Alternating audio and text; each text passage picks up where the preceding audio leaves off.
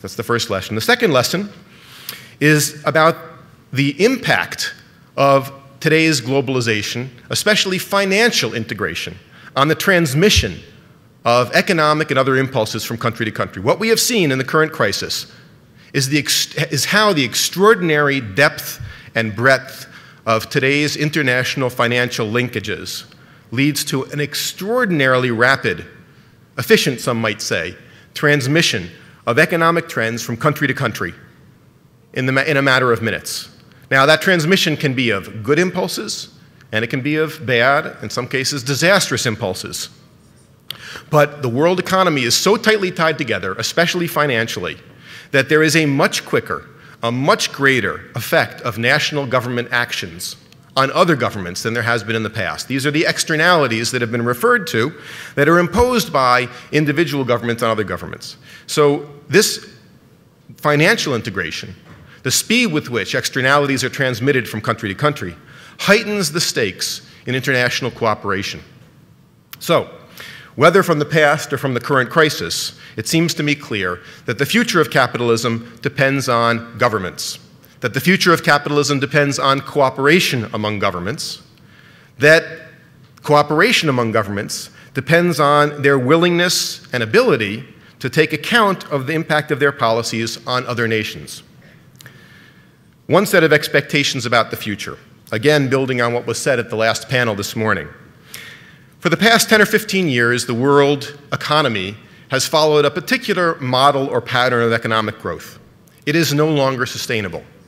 For 10 or 15 years, one group of countries relied for its economic growth on debt-financed consumption and to some extent investment, on borrowing from the rest of the world to finance an extraordinary increase in consumption and economic activity, while another group of countries relied on exports, to the first group, as their engine of economic growth. These are the global macroeconomic imbalances that we've been talking about.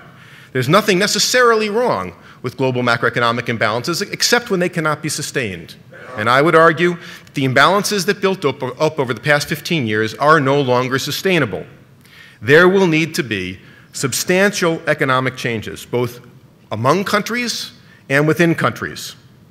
I think it's clear what some of those changes imply. Within the deficit countries, what we are looking towards is a period of austerity for the next 5 to 10 years, a period in which consumption will have to decline, real wages will have to decline, in all likelihood, real living standards will have to decline. And we know that will not be popular. But the same is true of surplus countries. The surplus countries will have to adjust to a new economic reality. Countries that have relied for their economic dynamism on access to booming markets in the deficit countries like the US or the UK or Spain will no longer be able to rely on those particular markets as their engines of economic growth. Whether in deficit countries or in surplus countries, we look toward substantial economic adjustments, and those domestic adjustments are likely to be difficult, they're likely to be socially disruptive, and they're likely to be politically conflictual.